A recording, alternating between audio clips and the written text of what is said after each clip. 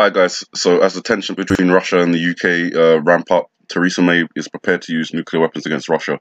This is something she said last year, but has kind of been reiterated again since the poisoning has happened over here in the UK, and Britain have expelled 23 Russian diplomats and have cut off high-level talks or high-level contacts with the Russian government.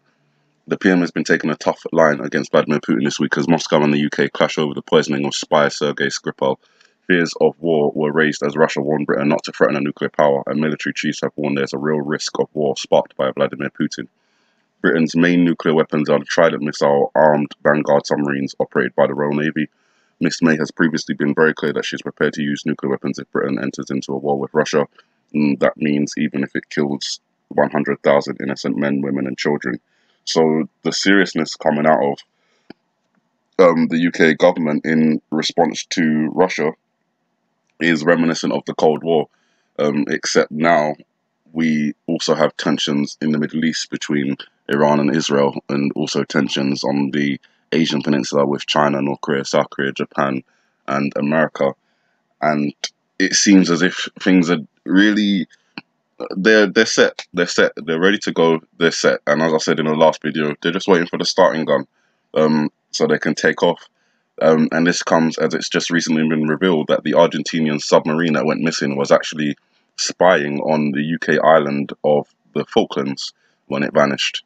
So the Falklands was subject to an espionage plot by Argentina's government, with MPs admitting the submarine which went missing last November was spying on the British overseas territory when it vanished. And obviously Argentina has connections to Russia, and Russia are the ones who are kind of, getting all this military ready, getting all their missiles ready, issuing veiled threats like don't threaten a nuclear power and stuff like that. So it seems as if Russia is going to be the the reason for this whole war to kick off. But that's not something that Vladimir Putin or Russia is unaware of. They are all part of the same globalist, elitist system, and each of them are just playing their roles. So as I say that, it just reminds me of the words like world stage, bad actor, off script. All of these phrases are in relation to acting, performing, distracting, whatever you like to call it.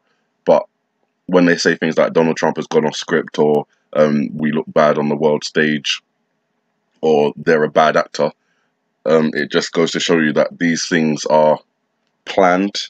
They're planned events, and these planned events have their actors who play their roles.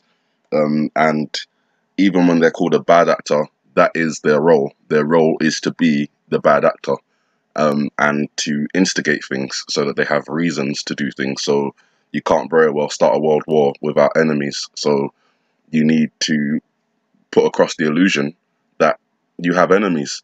North Korea, Russia, China, Venezuela, Syria, Iran, Iraq, all these countries, they each one plays their role, and it's the citizens who suffer, not the actual people at the top. This comes as North Korea has completed building its nuclear reactor, and that's obviously why they're saying that they're going to be having, peace talks with Donald Trump, and they're having summits with the South Koreans next month. So North Korea has completed the building of a nuclear reactor that could be used to produce deadly weapons. The secretive nation has been developing an experimental light water reactor at its nuclear facility in Yongbyon for several years. And of course, it's just come to completion in this year of 2018, where all these things look like they're reaching fever pitch and about to kind of boil over. And that only serves the next story, which is Russian nuclear subs quietly reached the US coast and left undetected.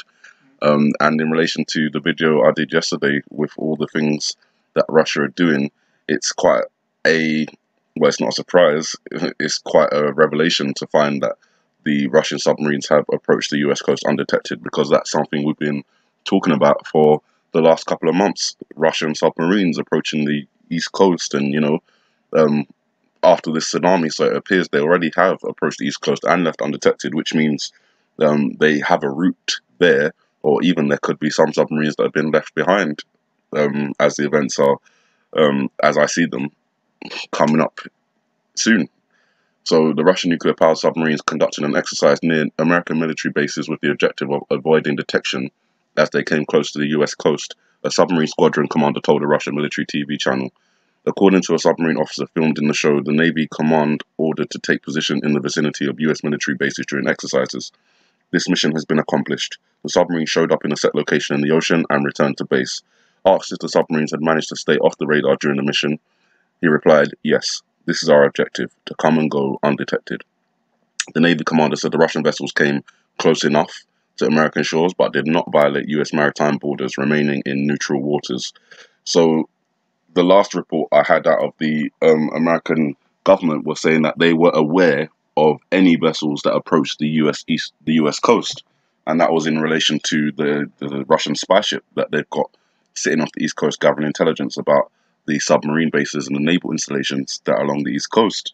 But if this report is correct, then it appears that they're not aware of all vessels that approach the coast, because they apparently weren't aware of this one.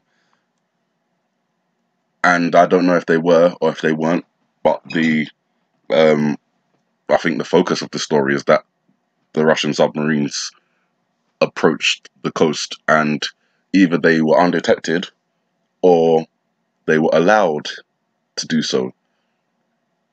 Either situation is alarming, because it would suggest that either the American government and its allies are not doing their job right in terms of discovering these things, detecting these things, and deterring these things, or it means that everyone's in league with each other, and these plans and it's planned, and they have allowed it to happen. So I'm not going to run through the whole scenario of how events can, unfold again, but just know that the Middle East is ready to explode. That will follow a situation in Europe, or sorry, that will precede a situation in Europe and on the Korean Peninsula. And when you think about those three expanses of land, that pretty much covers the entire planet. And obviously the other people, the other countries that aren't making the headlines in the news in respect to the events that are going on, they are allied with countries that are in the news in respect to these events going on. So basically everyone will be involved. This story is of particular interest, definitely because it's one of the scenarios we have been talking about. No one has said to us from the government that Russian submarines could potentially reach the East Coast and stuff like that. All of that analysis came out of the iPet Goat video, and now we're seeing particular stories that relate to some of the analysis that's been done on that particular video. So you guys, it's all here for you. It's all there. Just keep your eyes open and know that we are in the timeline, and that any time from now, these kind of events that we've been talking about can happen.